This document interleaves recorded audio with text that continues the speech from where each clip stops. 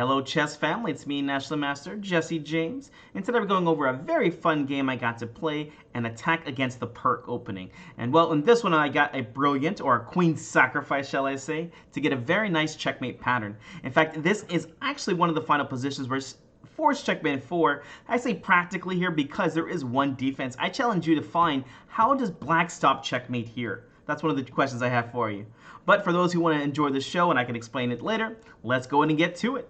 Here we go. I'm playing the white side over here. I'm playing against a very strong player around 2400, and I started with e4, my favorite. My opponent plays pawn to d6, and here we go against the Pirc or the Pirc defense, however you like to pronounce it. What's better than one pawn in the center? That's two pawns. Pawn to d4. Knight f6 attacks the pawn. Knight c3 defends the pawn. And here they play pawn to g6, giving their intentions very clear. They're going to go ahead and fianchetto over here. And one of the ways I love to play against this opening is to play pawn to f4, the Austrian attack. I love, what's even better than two pawns? Three pawns. And I just love this because it gives a lot of great attacking chances. One of the main ideas is we're going to be trying to play pawn e5. And I love this because a lot of times black is trying to achieve e5 in these lines, or at least go pawn c5, one of the two. So we're going to hopefully try to beat him to the punch. Here black goes ahead and plays pawn c6. This looks like more of a modern opening, but well, it's still a book move here. Let's go ahead and play it. Pawn to e5. I got to the e5 punch first. Pawn takes, and then here, of course, we take with the f pawn. Hopefully nobody here says d takes as queen takes here. Well, it's going to go ahead and stop your attack and trade off your queens. Not something I want. We take with the f pawn, which may look a little bit weird, but one of the main ideas is later on when I castle, I'm going to have this open f file, and you know me, I'm going to use that to attack with. All right, the knight jumps to d5. Do we trade? Of course not. We're just going to go ahead and keep developing here. Knight goes over to f3. And by the way, if they do end up playing knight takes on c3 like they did in this game, this is actually very good for you. After pawn takes back, here we get double pawns, but these are good double pawns. One of the ways that black creates counterplay is playing pawn to c5 in these kind of situations. In fact, this is probably what black should have done last move, is go c5 here. And you can see here that, well, if you take, yes, it's a free pawn, but you're also messing up the pawn structure. You can see here, yeah, this is just not too good. So one of the reasons why I love whenever they give me double pawns is if they play pawn takes, and if they go c5 now, well, we'll just continue developing with like bishop d3, takes, knight c6 to attack again, and then we just go c3. And now you see my pawn structure is just beautiful, and they don't have a pawn to attack d4 again with. So I love whenever this happens. So when they play knight takes c3, I'm very happy. Pawn takes back. Here they go bishop over to g7.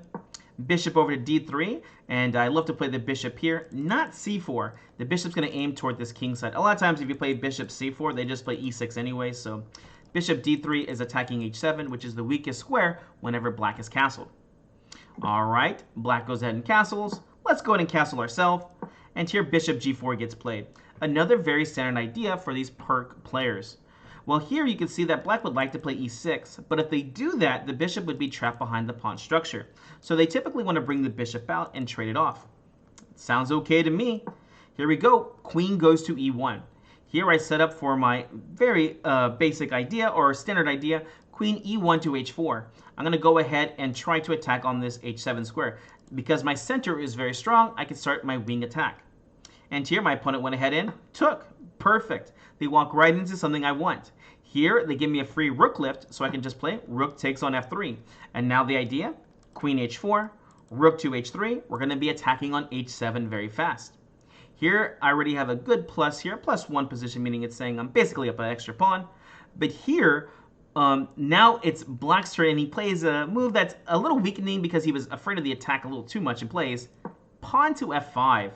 And here, there's many different ways to take advantage of it. But basically, once I saw this move, I recognized the checkmate pattern. Did anybody else see a checkmate pattern? Here I played too much chess, and this reminded me of the Lasker checkmate. And I'll have to put the game underneath, because once I saw this, I was like, oh, I could set up this checkmate pattern. And so when I saw f5, pawn takes is what the computer recommends. But again, like I said, I didn't want to play this move because I saw the checkmate pattern. So instead, I went ahead and played bishop g5, a decent move here. Black plays pawn c5, as we had talked about before. You don't want to take because this is going to mess up your pawn structure. So here, let's just keep going for it. Queen over to h4. The queen not only defends the d4 pawn, as black was attacking it twice, but also puts pressure on e7. Here we go. Knight c6 gets played. And here, black is now attacking on d4 yet again, but also defending on e7 yet again. And here I knew was my opportunity to start the attack. It is white to move. What do you play to start a very nice attack, including that checkmate pattern, at least I like to call the Lasker checkmate pattern? Alright guys, if you haven't already, go and give us that like and subscribe. Remember, liking this video is going to share this with more chess players. Alright, were you able to find out the idea? Here, we're going to go ahead and start off with bishop to c4 check. Such a simple looking move. We're going to force the king over to the h file. And here, well, I mean, unless black goes and plays rook f7, which I'd be happy with seeing either way, they're going to have to move their king over to h8. They played king to h8. And here, again, I already had seen a pattern very similar to this. And here I was able to find the best move. It's white to move. What do you play here? Here I do encourage you to push pause and try to figure out the moves here. All right, hopefully you push pause and try to figure it out. Here we get to play the amazing, my brilliant move of the game. Queen takes on h7, and this is pretty much leading to a mate. There's only one defense here, which is almost impossible for a human to find.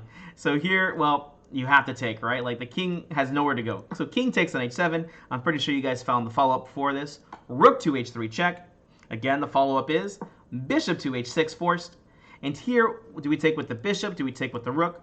Only one correct move here. Everything else is just losing. Bishop takes on h6, and now we're threatening this idea of bishop takes on f8 for checkmate.